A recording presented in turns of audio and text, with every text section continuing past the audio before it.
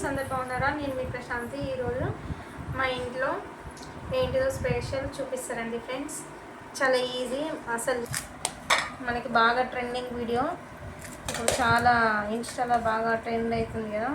నేను కూడా ఒకసారి ట్రై చేద్దాం ఎట్లా ఉంటుందో అనేసి నేను కూడా చూస్తున్నా. చూడండి, వేడి వేడి రైస్, అలాగే మనకి ఇదేంటిదో చూడండి, గెస్ చేయండి మీరు ఇదేంటిదో. నేనైతే చికెన్ పొడి చేసిన, చికెన్ పొడి రెసిపీ.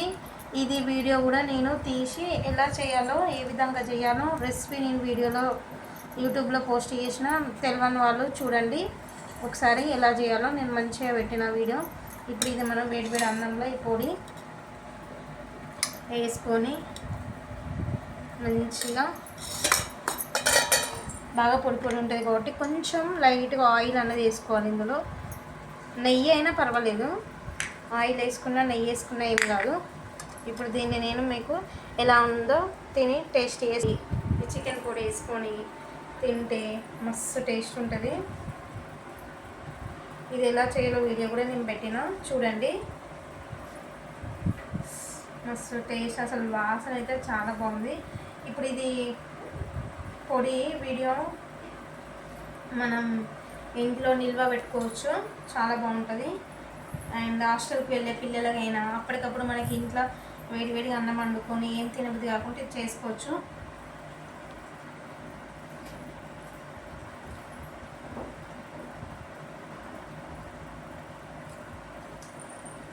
చాలా బాగుంది ఫ్రెండ్స్, పొడి మాత్రం చాలా బాగుంది.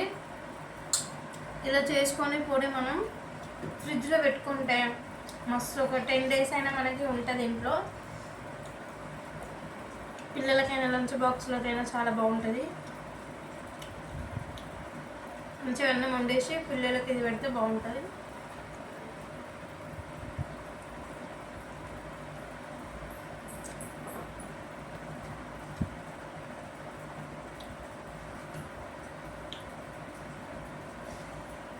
మధ్య మధ్యలో ఆ పీస్ అనేది కొంచెం కొంచెం తాకినా కూడా మనకి సేమ్ చికెన్ టేస్టే వస్తుంది. నేను ఎట్లుంటుందో అనుకున్నా వీడియో చూసి, నేను కూడా ట్రై చేద్దాం మంచిగా ఉంటుంది కావచ్చు అనుకుని నేను కూడా ట్రై చేసిన. కానీ రెసిపీ మాత్రం చాలా బాగుంది, చాలా టేస్టీ ఉంది. ఇంకెవరైనా చేసుకోవాలనుకుంటే హ్యాపీగా చేసుకోవచ్చు, చాలా టేస్టీగా ఉంది. ఏదో తిన్నట్టు చాలా బాగుంది, వెరైటీగా.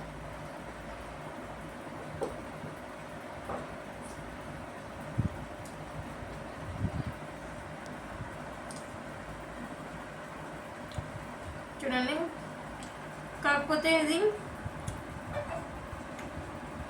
మంచిగా నెయ్యి అయినా కొంచెం ఆయిల్ అయినా వేసుకుంటేనే మనకి మంచిగా ఈ విధంగా కలుపుకొని తినడానికైతే వస్తుంది. ఇంత పొడి పోసుకుంటే మాత్రం మనకి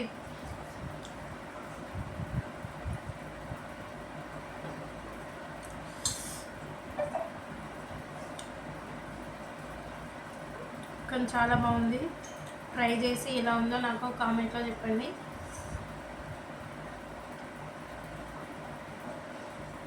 దీంట్లో సైడ్కి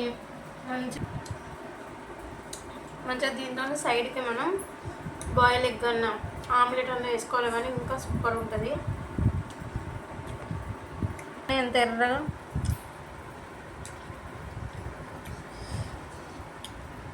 మధ్య మధ్యలో కొంచెం బాగా మెత్తగా చేయకుండా, కాకపోతే కొంచెం ఇది మనం మిక్సీ పట్టుకుంటాం కదా, పొడి మిక్సీ పట్టుకున్నప్పుడు ఏం చేయాలంటే మరీ మెత్తగా కాకుండా కొంచెం మనకి పీస్ ఇట్లా తింటుంటే తగిలేలాగా, టేస్ట్ తెలిసేలాగా కొంచెం